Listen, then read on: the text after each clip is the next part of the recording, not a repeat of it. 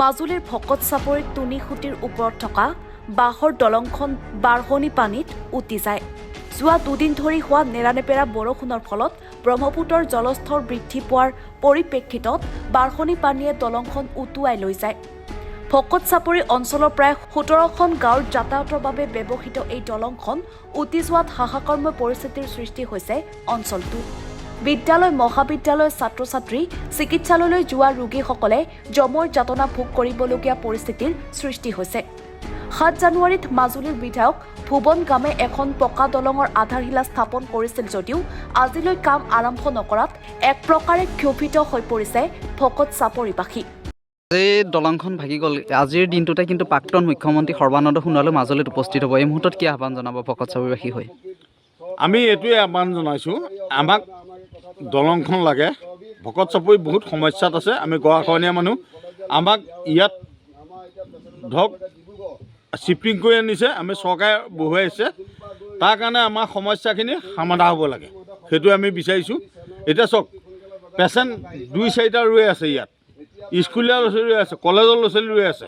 সেইখিনি ইমান সমস্যাৰ মাজত ভুগিব নালাগে ভকত চাপৰিখন।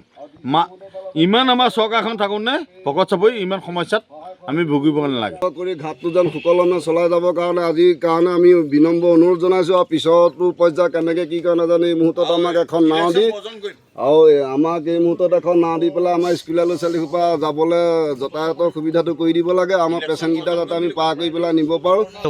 তেখেতক কিয় আহ্বান জনাব প্ৰাক্তন মুখ্যমন্ত্ৰী সৰ্বানন্দ সোণোৱালক?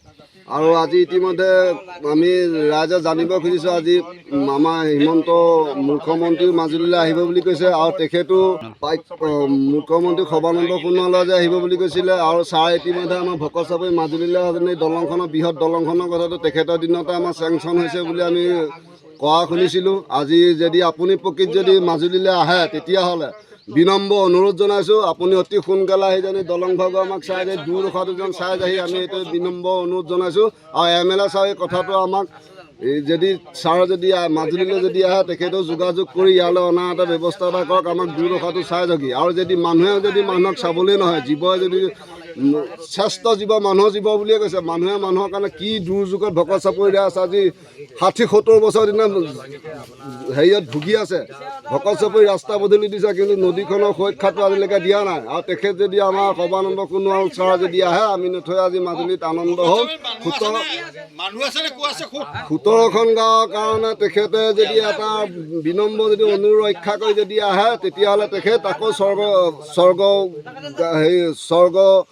হেৰিয়ৰ ৰজা হ'ব বুলি আমি আকৌ ভাবোঁ। আৰু অতি সোনকালে আমাৰ ইয়াত এজন বিধায়কৰ সৈতে আহিব লাগে, আমি এই বিনম্ৰ অনুৰোধ জনাইছোঁ তেখেতক। মাজুলীৰ পৰা উজ্জ্বল পেগুৰ ৰিপৰ্ট, NE 24।